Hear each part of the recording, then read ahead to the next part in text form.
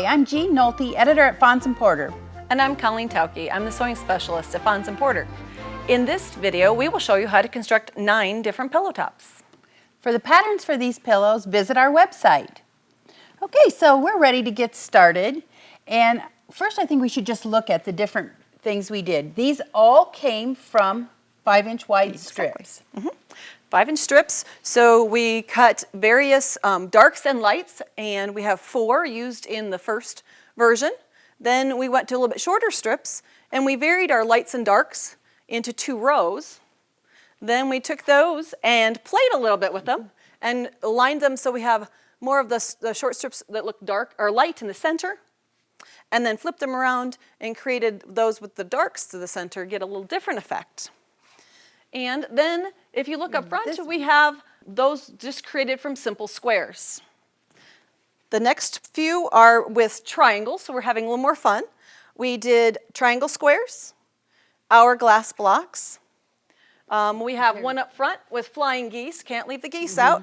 And then we took those 5-inch strips and we cut them in half and made a little bit narrower strips and did kind of an offset strip set. A strip set plan.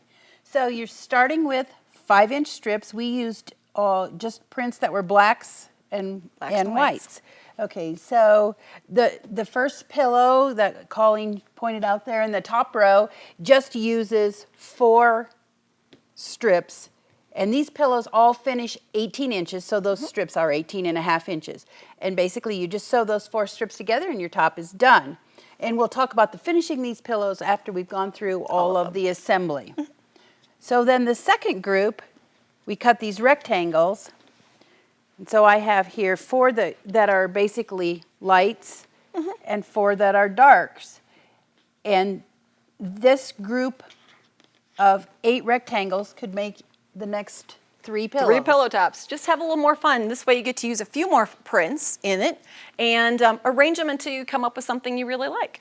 Basically, you can like pair them into a dark and a light and have 4 pairs and then arrange those pairs however you like. Exactly. Okay. Then the next one we talked about was the squares. And this is just simply 16 squares cut from the various fabrics and arranged however you like them. Join them into rows, join the rows, and your pillow top is done. And that one you get to even use more fabrics. Yeah. You've got a good collection of blacks and whites. This is a great way to use them. So then we move on to something a little trickier. we're going to do some triangle squares. Okay, so I'm going to just bring out solid black and white. It's just a little easier to see. And also I'm going to show you, we've cleaned up the end of this, and I stacked the white one on top of the dark one. And if you do this, put them right sides together, if you have printed fabric, you can cut 2 at a time, and then they'll be all ready to sew together. Exactly. You won't have to pair them up. They'll already be done. Now I found this tool called the Easy Angle, and it is perfect to use with those pre-cut 5-inch strips so that it would make our piecing and cutting really quick. Okay, so this is a 5-inch strip. So there's a 5-inch mark on the ruler, and we're going to line that up with this edge that we trimmed up. Colleen put this tape on there so you can see, so it's you know which line to use. You never miss. You get going and cutting, and you're thinking, oh, these lines, there's so many. Well, this real quick little tape on there will always put you in the right spot with every cut. All right, so I'm just lining up that 5-inch line. It says 5 there, and it says 5 there. And then I'm just going to cut that, okay? Then you just simply take the ruler and flip it on that angled edge. And now that pink strip goes right along the top, and this angled edge goes right along your cut edge. You'll notice there's a little black tip on this ruler. That should hang off the edge of the strip. And we're just going to cut. And there's another one. And you would just proceed. Then you're just ready to start again. Put that back on there with that. Or put it on another combination of black and whites and get some more variation. So now they're all paired up and ready to go. Right. Now, if you don't have this ruler, you can make a template. You just cut a 5 3/8-inch square of template plastic, and then you draw a line down the middle. Diagonal, splice it apart like this. So this is the exact size you'll need, and you can see. that it would go on your 5-inch strip. It's just the same as this.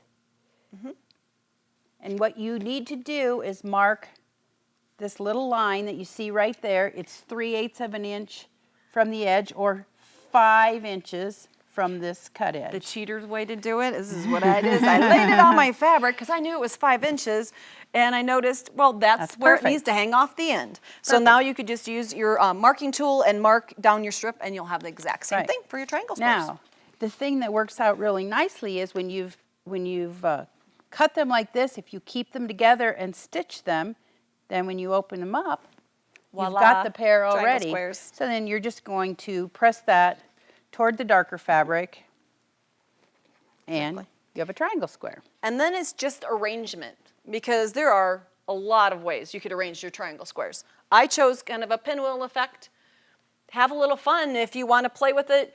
Take out your phone, take a picture of it, arrange it, and just keep looking at it until you find an arrangement you like. Right. Okay, so that's triangle squares. Now, the next one is hourglass units, and we're going to use a special ruler for that one And we'll take as some well. strips. You want to use new strips? Sure, why not? We'll show you how to use All the right. So this half is and quarter ruler. right. This is the Fons Porter 1/2 and 1/4 ruler. Now you could do the same thing with this and stack in strips, but I just have one here. So the first thing you're going to need to do, you can see, is you're going to want to trim off that end. But the easier way to do it, I think, is to cut the other end first and then. Then go back. So you're going to use Always the cuts entire ruler because it's just the exact right width. And so I'm going to cut off this side. Then I am going to flip this around. Always make sure you're cutting away from yourself. We want you to keep all digits It's intact. a lot safer, yeah.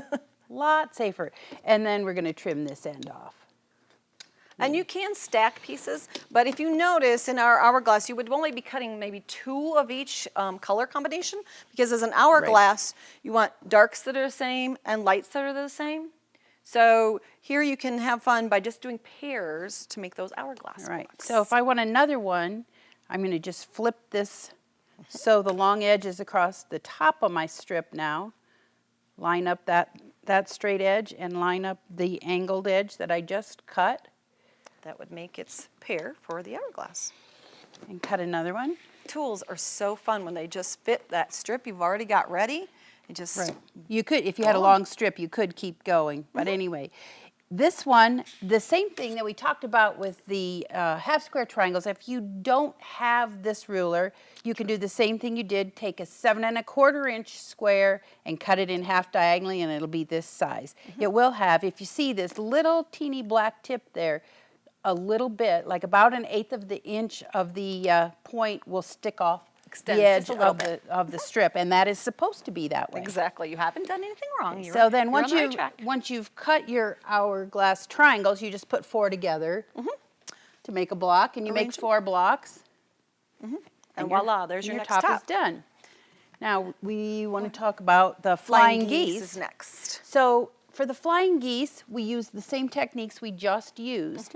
We cut light and dark triangles using the 1/2 and 1/4 ruler, and then we cut the side triangles using the easy angle. So the 2 rulers we've just showed you how to use, it's a combination of the 2.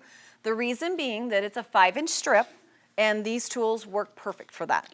Now you can show. So to make them, you would use one of these, the opposite color. So you join them just either like this that. way, One or side at a time. you could join the black with the 2 whites, and there are your flying geese units. And I arranged them on the pillow, kind of in a chasing pattern. But again, the flying geese units can be arranged in numerous different Whatever patterns. you like. Yeah, it's your project. Okay. So there you so go. we got And through you the get rid flying of geese. all of these, and then the last one is a little bit different. We've been using all those 5-inch strips, and we still had 5-inch strips. So we thought, what can we do to dice it up just a little bit differently? Well, we cut the 5-inch strip in half to create strip set. So now these strips were all 2 1/2 inches wide. So we've joined 9 of them, and you could make your pillow like that. You could. If you like narrow strips. But we thought, what else can we do to that strip set? Well, if you look at it, there's a narrow section through here that's shifted, just one block up. So what we would do is go in and we would measure according to our directions, the distances that we need, and we would splice a piece through the center and take it out. And then we take one additional, you'll see in the directions, it's going to ask you for one additional little rectangle. And you're going to take that narrow piece that you're cutting out of the strip of this, shift it. And you're going to take this one off then. So in that center strip, that's how we make them offset because he needs one more block. It's light on both ends, whereas this one is dark on both edges. Okay. So that will make the difference. Just walk through your instructions.